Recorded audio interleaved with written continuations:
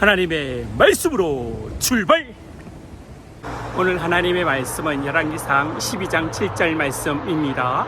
대답하여 이르되 왕이 만일 오늘 이 백성을 섬기는 자가 되어 그를 섬기고 좋은 말로 대답하여 이르시면 그들이 영원히 왕이 종이 되리이다 하나. 아멘. 선택을 하더라도 잘못된 선택을 할 수 있습니다. 그래서 선택보다 중요한 것이 하나님입니다. A인가 B인가 결정하지 못하게 될 때 최상의 선택은 A도 아니고 B도 아니고 하나님을 선택하라는 것입니다. 그리고 섬기는 자가 되는 것을 선택하는 것입니다. 그러나 르호보암은 섬기는 자가 되지 않고 자신의 힘의 논리로 말해서 나라가 나누어지게 된 것입니다. 그리고 여로보암도 하나님의 은혜로 10지파를 대표하는 북이스라엘의 왕이 된 것입니다. 그러면 그 은혜를 더 받으려고 유지해야 하는데 은혜로 왕이 되고서 하나님의 은혜는 찾지 않고 자신의 왕권을 뺏길까봐 두려워하는 것입니다. 하나님의 은혜를 받아가지고 북이스라엘의 왕이 되었는데 그 은혜를 계속 유지하면 더 큰 은혜를 주시는데 왕이 되고서 하나님을 찾지 않고 보여지는 권력과 사람만 보니까 두려워지는 것입니다.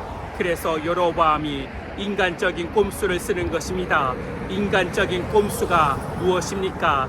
첫 번째 방법은 단과 베델의 우상을 만들어서 예루살렘 성전에 가지 못하게 하는 것입니다. 둘째로 레위인 아닌 사람을 평신도 사람을 제사장을 시키는 것입니다. 회개와 감사가 없어지고 인간적인 소원 성취만 있는 종교가 되어버리는 것입니다. 세 번째, 7월 15일이 대속죄죄인데 8월 15일로 바꾼 것입니다. 왜 바꾼 것입니까? 그때가 농번기로 바쁘기 때문에 인간의 편리성을 위해 한 달 미루어진 것입니다. 그렇게 하니까 백성들이 얼마나 좋아하겠습니까? 그때 교통수단도 좋지 않은데 굳이 예루살렘까지 갈 필요가 없고 농번기로 바쁜데 7월 25일 하지 말고 8월 15일로 한 달 미루니 얼마나 좋은 것입니까? 그러나 그것은 하나님이 원하시는 방법이 아닙니다.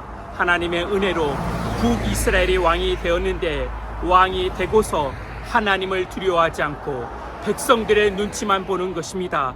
그래서 하나님이 이것을 악하게 보시는 것입니다. 인생에 두려움이 있으면 어떻게 해야 합니까? 인간적인 꼼수가 아니라 더 큰 하나님의 은혜를 구해야 합니다. 은혜로 시작했으면 은혜로 가야 되는 것입니다. 믿으십니까? 아멘. 하나님의 은혜로 지금까지 살아왔습니다. 그러면 계속 하나님의 은혜를 찾게 하여 주시옵소서. 그리고 인생에 두려움이 있다면 인간적인 꼼수로 내 편의대로 생각하지 않고 하나님의 은혜를 구하여 더 큰 은혜를 만나게 하여 주시옵소서. 주 예수 그리스도의 이름으로 기도하옵나이다. 아멘.